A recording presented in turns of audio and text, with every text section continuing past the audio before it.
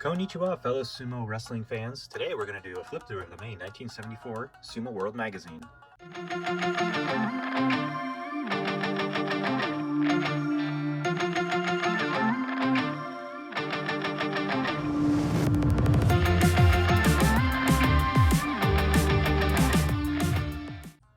Hey everybody, welcome back to another edition of Sumo Card Hub. Today we're going to do a quick flip through of the May 1974 Sumo World Magazine. Got a lot of good reviews of my last flip through of January 1973 Sumo World Magazine. So I thought I'd do another cool one. The reason I chose this one, it's got Takamiyama on the front. They were doing a Jungyo in Hawaii, and so they were covering that. It's also got a really cool part one of the Futabayama story, so I thought that'd be kind of neat to show and share with the community. And certainly have a lot of good information. Now, in 1974, the really only way you could get sumo wrestling information was through this publication on the English-speaking world, or in the English-speaking world. So it's very difficult. That's why these types of magazines were extremely important for viewers and fans across the world, across the globe, outside of Japan. And they also provide a historical perspective. These days, it's very difficult to find information, especially through the eyes of a foreigner on sumo, and so these are great history pieces and history lessons. So let's go ahead and get started here. So we've got on the cover, you can see Takamiyama surrounded by some ladies from Hawaii. You can see not sure where in Hawaii that is, never been there, but imagine we'll find out here. You can order some banzakes. You can see posters here. They had the service there. Here it's got a letter from the editor really talking about the success of the Hawaiian Jungyo. And so they just came off of a great success as well from China in 1973, and so that talks about it here. And you can pause and zoom in if you want and read some of that.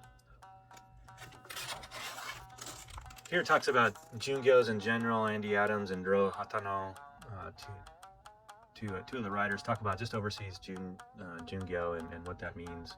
You can see Kotozakura there. Look at how big he is compared to all the Chinese citizens. And it's really, really cool to see Japan going to China, just fairly recently removed at the time in 1974 from World War II and all the atrocities over there. So sumo certainly is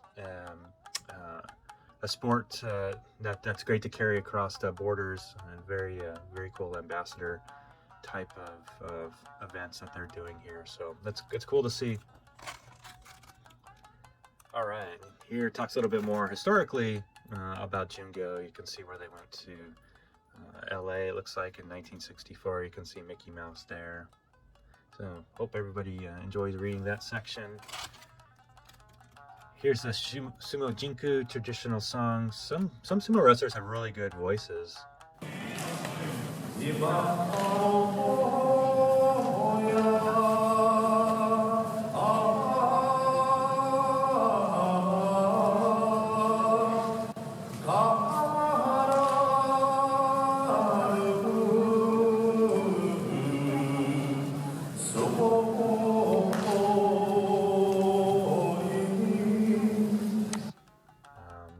Some actually produce CDs and at the time records of their singing. So talks about that.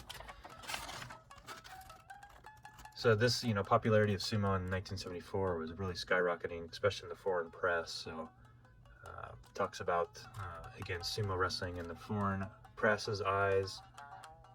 Here's a little advertisement for a Japanese restaurant. It looks like Tempura Inagiku. Okay. Again, if you weren't able to watch this in person, this type of magazine was extremely important. You could see action shots of the tournament as well. There's a great one of Takamiyama. Looks like he's defeating Kotozakura at the time. Yokozuna Kotozakura. Okay. This was a fun one to read. It talks about Futabayama and his background and growing up and him as a boy. You can see his father here. Here's a Futabayama as a little boy.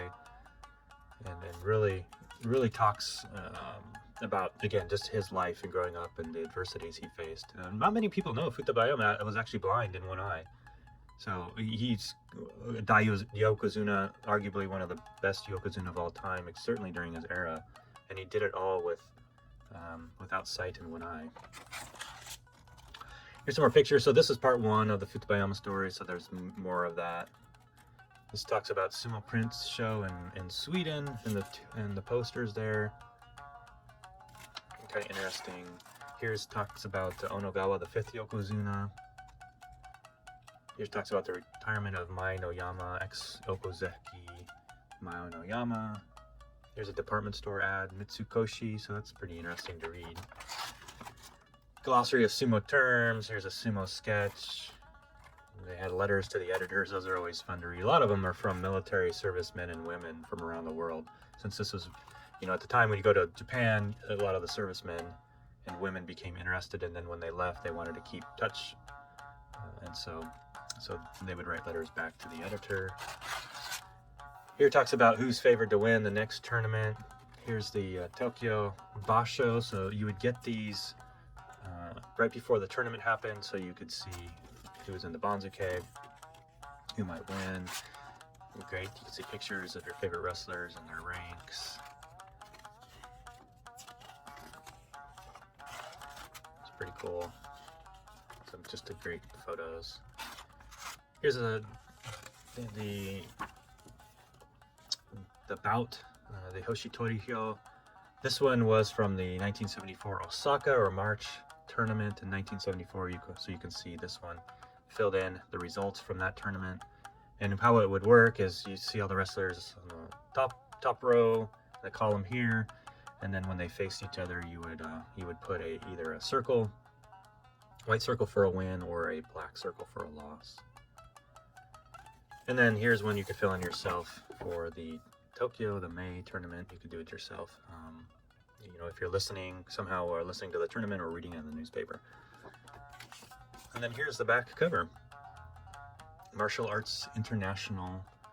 Looks like a magazine, or at least a book that here's ordering information at the time. So, all right, everybody, thanks for tuning in. Hope you enjoyed that to flip through, and certainly pause and zoom in if you want to look at any of the articles. And let me know if you want any other Sumo World magazines highlighted. I'll continue to highlight a few of the interesting ones that I see.